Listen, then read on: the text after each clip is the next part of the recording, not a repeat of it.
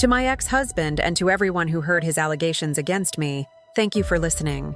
Now I ask that you hear my side, so I can clear my name and tell the full story. I married him in 2021. From the beginning, he insisted I should not work. No job, no business of my own.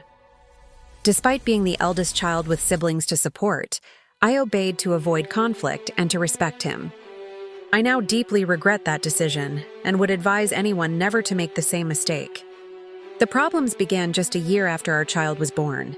He started seeing other women and would regularly stay out for days. When I confronted him, his punishment was to withhold food and money, leaving me to beg from neighbors to feed myself and our 1-year-old daughter.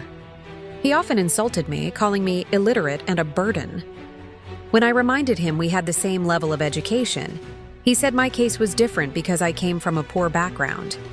The situation escalated when he brought a strange girl home, claiming she was his cousin. I was suspicious but too scared to object. Then, while cleaning, I discovered a birth certificate for a 2-year-old girl, naming him as the father. When I confronted him, he denied it. I could no longer bear it, so I took our daughter and left.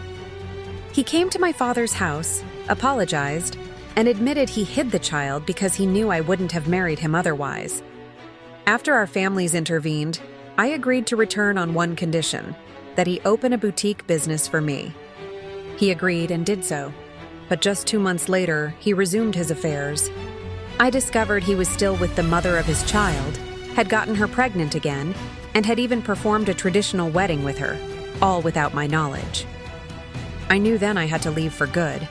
I channeled all my energy into my boutique. A year later, while he was spending lavishly on other women, I secured a major business deal. I kept my success a secret, pretending to be unaware of his infidelity.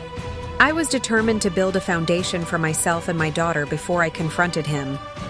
He never consulted me on decisions, except for one. He told me he wanted to sell our marital home to fund his failing business, suggesting we move to a smaller house. Then, without remorse, he informed me he had married a second wife, claiming our culture permitted it. The next day, he moved the same cousin into our home, now as his new pregnant wife. That was the final straw. I took my daughter, served him divorce papers, and my family refunded his bride price 3 weeks later. Now, he is bitter. Having discovered I bought a house for my family, he is demanding I hand over our child and the boutique, including everything I have earned from it. So let me be clear, I will not be giving him anything. To further clarify, I was the one who bought the house he wanted to sell. This is not the only